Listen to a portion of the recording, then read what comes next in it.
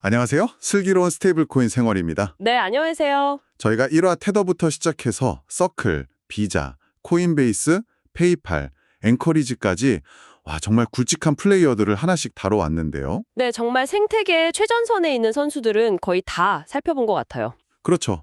오늘 7화의 주인공은 바로 팍소스입니다. 그동안의 선수들이 경기장에서 직접 뛰는 선수들이었다면 오늘은 그 경기장 자체, 그리고 그 경기장의 규칙을 만드는데 아주 깊이 관여하고 있는 그런 회사를 들여다볼 차례인 것 같습니다. 경기장이라는 표현이 정말 딱 맞는 것 같아요. 사실 2025년에 팍소스가 보여준 행보들이 있잖아요. 네, 많았죠. 이걸 그냥 보도자료만 하나씩 따로따로 보면 그림이 잘 안 그려지거든요. 유럽에 진출했다가 미국에서 갑자기 은행 라이센스를 받았다가 또 파트너가 100개가 넘었다는 소식도 있었고요. 맞아요. 이게 다 무슨 관계인가 싶죠? 네, 개별적으로 보면 그냥 사업 잘하고 있구나 이 정도로 보이는데 그 점들을 쭉 한번 연결해 보면 아주 거대한 그림이 드러납니다. 하나의 큰 전략 같은 게 보이는 거죠. 바로 그겁니다. 그래서 오늘 저희가 함께 파고들 질문이 바로 이거예요. 2025년 팍소스가 보여준 이 세 가지 큰 움직임들은 과연 어떤 큰 그림을 그리고 있는 걸까? 그리고 이 그림이 완성되면 왜 2026년의 팍소스가 규제 시대의 표준 옵션이 될 수 있을까? 이 질문을 한번 같이 풀어보려고 합니다. 와, 아주 흥미로운 접근이네요. 현재의 성과를 그냥 나열하는 게 아니라 그 성과들이 미래에 어떤 의미를 가질지 예측해 보는 거니까요. 그럼 시작해보죠. 우선 팍소스가 어떤 회사인지부터 간단하게 짚고 넘어가야 할 것 같아요. 팍소스는 552다. 혹시 한 문장으로 정의해 주실 수 있나요? 규제 준수라는 갑옷을 입고 스테이블 코인이라는 무기를 만들어서 대여해주는 인프라 회사. 이렇게 정의하고 싶네요. 인프라 회사. 네, 여기서 핵심은 인프라라는 단어입니다. 우리가 흔히 아는 테더나 서클이 USDT, USC라는 멋진 자동차를 직접 만들어서 파는 회사라면요. 네네. 팍소스는 그 차들이 안전하고 빠르게 달릴 수 있는 뭐랄까 고속도로랑 법규 시스템 전체를 구축해서 제공하는 회사에 더 가깝습니다. 와, 그 비유 덕분에 차이점이 그냥 확 와닿네요. 자동차 제조사가 아니라 고속도로 공사 같은 느낌. 그렇죠. 실제로 많은 분들이 작년에 페이팔이 PYUSD라는 스테이블 코인을 내놨을 때 깜짝 놀랐는데 그 PYUSD를 뒤에서 발행하고 운영해주는 회사가 바로 이 팍소스였잖아요. 정확합니다. 이것만 봐도 인프라 회사라는 게 무슨 뜻인지 알 것 같아요. 네, 페이팔 같은 거대 기업이 자, 우리 이름 걸고 스테이블 코인 한번 만들어 보고 싶어 라고 할 때 그 뒤에서 규제 준수, 준비금 관리, 발행, 소각 같은 아주 복잡하고 민감한 일들을 다 처리해주는 파트너. 그게 바로 팍소스인 거죠. 업계에서는 이걸 이제 화이트 라벨 솔루션이라고 부릅니다. 자기들 기술이랑 라이센스를 빌려줘서 남의 브랜드 상품을 만들어주는 거죠. 자, 그럼 이 인프라 회사가 2025년에 어떤 고속도로들을 깔았는지 아까 언급했던 세 가지 큰 움직임을 중심으로 한번 본격적으로 파고 들어보겠습니다. 네, 첫 번째 퍼즐 조각은 유럽 시장 진출입니다. 사실 많은 크립토 기업들이 유럽으로 가는데 팍소스의 유럽 진출은 뭐가 그렇게 특별했던 건가요? 바로 타이밍과 메시지 때문입니다. 2025년 7월에 팍소스가 자신들의 스테이블 코인인 USDG를 EU에 출시한다고 발표했거든요. 네. 근데 그냥 출시한 게 아니라 미카 규제를 완벽하게 준수한다는 점을 전면에 내세웠어요. 미카. 마켓스 인 크립토 에세츠. 그 전 세계 최초로 시행된 유럽의 포괄적인 암호자산 규제법이잖아요. 맞습니다. 이게 시행되면서 많은 기업들이 막 사업 모델 바꾸고 유럽 시장을 떠나야 하나 고민하던 바로 그 시점이었죠. 바로 그겁니다. 모두가 미카를 이거 어떻게 넘지? 하는 허들로 보고 있을 때 팍소스는 우리는 이미 이 허들을 넘을 준비가 된 상태로 설계됐습니다. 라고 선언한 셈이에요. 와, 이건 단순히 해외 진출 이상의 의미가 있습니다. 우리 제품은 처음부터 가장 깐깐한 규제 시장에서도 바로 통용될 수 있는 표준을 따르고 있습니다. 라는 걸 전 세계에 증명한 사건이죠. 그러니까 다른 회사들한테는 규제가 족쇄가 될 때 팍소스한테는 오히려 시장을 선점하는 레드카펫이 된 거네요. 정확합니다. 규제 준수 자체를 마케팅 포인트로 삼아버린 아주 영리한 전략이었죠. 자, 그럼 두 번째 퍼즐 조각으로 넘어가 보죠. 네트워크 모델의 성장. 2025년 말에 보니까 글로벌 달러 네트워크라는 파트너십이 100개를 넘고 시총도 10억 달러를 돌파했다고 하더라고요. 이것도 그냥 파트너 많이 모았다. 이 이상의 의미가 있는 건가요? 그럼요. 중요한 건 파트너 수가 아니라 그들을 모은 방식입니다. 방식이요? 네, 팍소스는 USDG를 자기들 혼자 열심히 홍보해서 키우는 방식을 택하지 않았어요. 대신 스테이블 코인 운영으로 얻는 수익의 90% 이상을 네트워크 파트너들에게 다시 나눠주는 아주 파격적인 구조를 만들었죠. 잠깐만요. 90%요? 거의 자선 사업 아닌가요? 아니, 도대체 왜 수익의 대부분을 파트너들한테 그냥 나눠주는 거죠? 팍소스는 뭘 얻으려고요? 바로 그게 이 전략의 핵심입니다. 땅 따먹기죠. 땅 따먹기요? 네, 팍소스는 당장의 수익보다 생태계 확장이 훨씬 더 중요하다고 본 겁니다. 이건 우리 코인이 아니라 우리 모두의 코인입니다.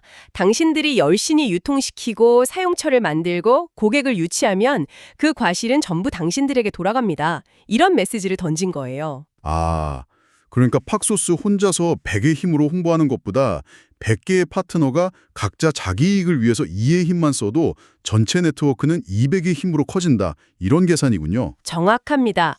각 파트너들이 스스로 동기부여를 갖고 움직이게 만드는 네트워크 경제 모델을 설계한 거죠. 와, 똑똑하네요. 네. 거래소는 거래 수수료를 벌려고, 지갑회사는 예치 이자를 벌려고, 결제회사는 결제망을 넓히려고 자발적으로 USDG 생태계를 키우게 되는 겁니다. 팍소스는 그 중심에서 가장 큰 네트워크의 주인이 되는 거고요. 알겠습니다. 유럽에서는 규제 준수로, 시장에서는 파격적인 이익 공유 모델로 판을 치웠군요. 그럼 이제 마지막 세 번째 퍼즐 조각, 어쩌면 가장 강력한 한 방으로 보이는데요. 미국 내 움직임입니다. OCC로부터 내셔널 트러스트 뱅크 전환 조건부 승인을 받았다는 소식. 네, 이거 정말 큰 사건이죠. 이게 일반인 입장에서는 그냥 좋은 라이센스 땄나 보다 싶은데 업계에서는 엄청난 사건이라고 하더라고요. 이건 비유하자면요. 아주 따기 힘든 뉴욕주 운전면허를 가지고 사업하던 회사가 갑자기 전 세계 어디서든 통용되는 외교관 여권을 발급받은 것과 비슷한 상황입니다. 외교관 여권이요? 그 정도인가요? 네, 기존의 팍소스가 가졌던 뉴욕 금융감독청 NYDFS 라이센스도 물론 대단히 강력합니다. 하지만 그건 어디까지나 주 단위 라이센스예요. 다른 주에서 사업하려면 그 주의 법규를 또 신경 써야 하죠. 하지만 OCC의 내셔널 트러스트 뱅크는 연방 차원의 라이센스, 즉 전국구 라이센스입니다. 이걸 받으면 50개 주 전체에서 거의 동일한 조건으로 합법적인 사업을 펼칠 수 있게 됩니다. 이제 이해가 되네요. 예를 들어 월마트 같은 전국적인 유통망을 가진 대기업이 팍소스랑 파트너십을 맺는다고 생각해보면 주마다 다른 규제 때문에 골치 아플 일이 없어지는 거군요. 바로 그겁니다. 그냥 팍소스 하나랑 계약하면 미국 전역에서 합법적인 스테이블 코인 서비스를 할 수 있게 되는 거고요. 네, 기업 파트너 입장에서 규제 불확실성이라는 가장 큰 리스크를 한 방에 해결해 주는 거죠. 규제가 강화될수록 이런 전국 단위 라이센스의 가치는 정말 기하급수적으로 커질 수밖에 없습니다. 자, 그럼 이제 그림이 거의 맞춰진 것 같습니다. 규제 준수된 상품, 즉 USDG가 있고요. 파트너 중심의 유통 네트워크가 있고 그리고 미국 전역을 커버하는 규제 라이센스까지. 이 세 축을 2025년에 다 완성한 거네요. 네, 그렇습니다. 그런데 여기서 끝이 아니었어요. 연말에 4DPi라는 회사를 인수했단 말이죠.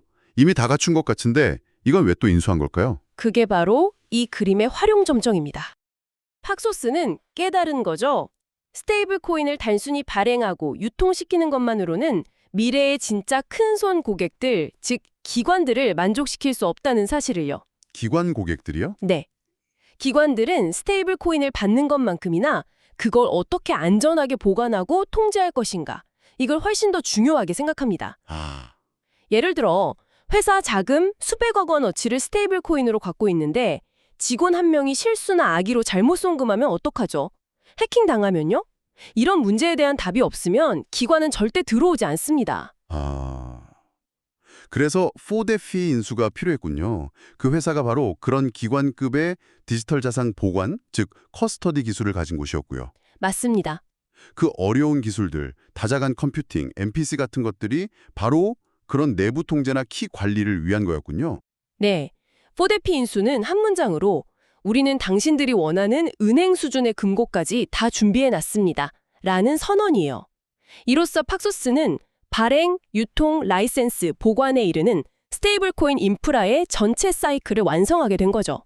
와, 이렇게 하나씩 짚어보니까 2025년 한 해 동안 팍소스가 정말 치밀하게 움직였다는 게 느껴지네요. 그럼 이 모든 준비물들이 합쳐져서 2026년에는 구체적으로 어떤 일이 벌어질 거라고 예상해 볼 수 있을까요? 크게 세 가지 변화를 예측해 볼 수 있습니다. 첫째는 규제형 글로벌 확장이 폭발적으로 빨라질 겁니다. 아, 앞서 말한 유럽의 미카와 미국의 내셔널 트러스트 뱅크.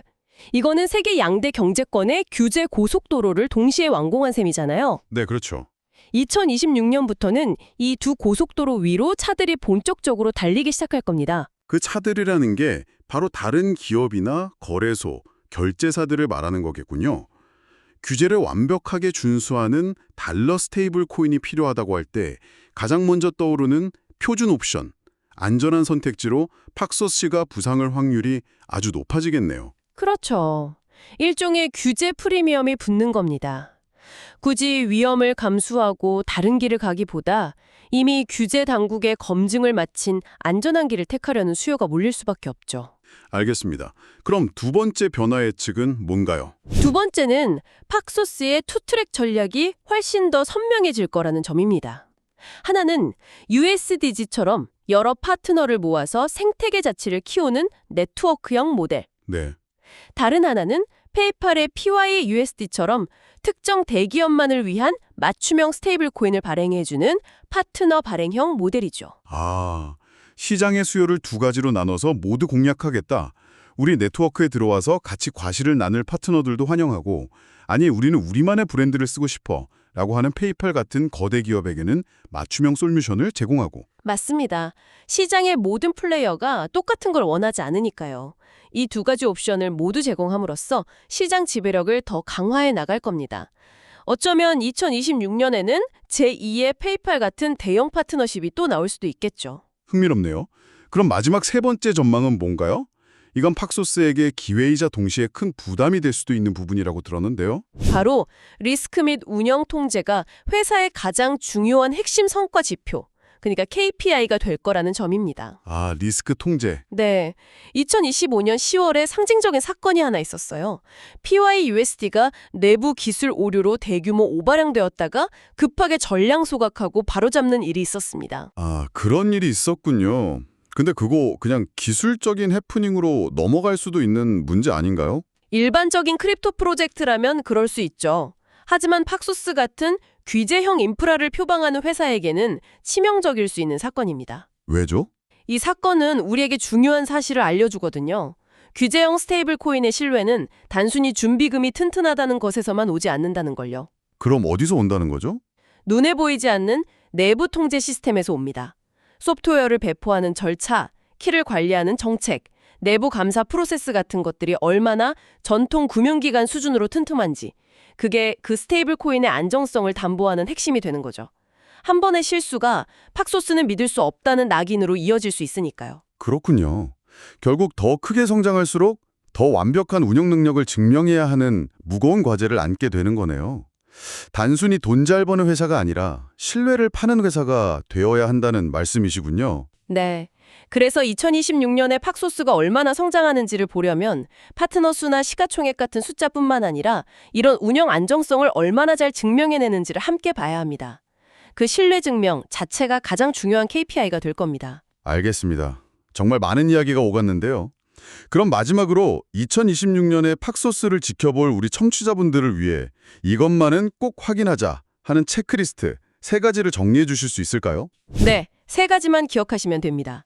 첫째, OCC의 내셔널 트러스트 뱅크 전환이 언제 최종 완료되고 그 직후에 어떤 전국 단위 대형 파트너십이 발표되는지. 네.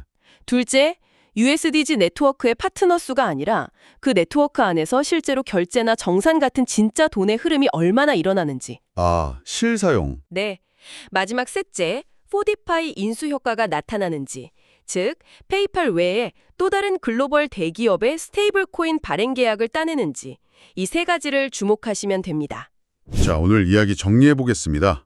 테도와 서클이 달러 스테이블 코인이라는 상품 그 자체의 주인공이라면 팍소스는 규제를 준수하는 달러를 발행하고 유통시키고 보관하는 인프라 쪽의 주인공이라고 볼 수 있겠네요. 맞습니다. 그리고 2026년은 전 세계적으로 암호자산 규제가 본격적으로 자리 잡는 원년이 될 가능성이 높습니다. 이런 환경에서는 팍소스처럼 규제를 기회로 삼아서 차근차근 인프라를 깔아온 회사가 가장 강력한 힘을 발휘하는 구간이 될 수 있습니다. 어쩌면 미래에는 스테이블 코인 시가총액의 가장 큰 회사가 아니라 가장 강력한 라이센스와 신뢰를 가진 회사가 시장을 지배하게 될지도 모르죠. 팍소스는 바로 그 미래에 베팅하고 있는 겁니다. 오늘 내용이 도움이 되셨다면 구독, 좋아요, 알림 설정 부탁드립니다. 지금까지 슬기로운 스테이블 코인 생활이었습니다. 감사합니다. 감사합니다.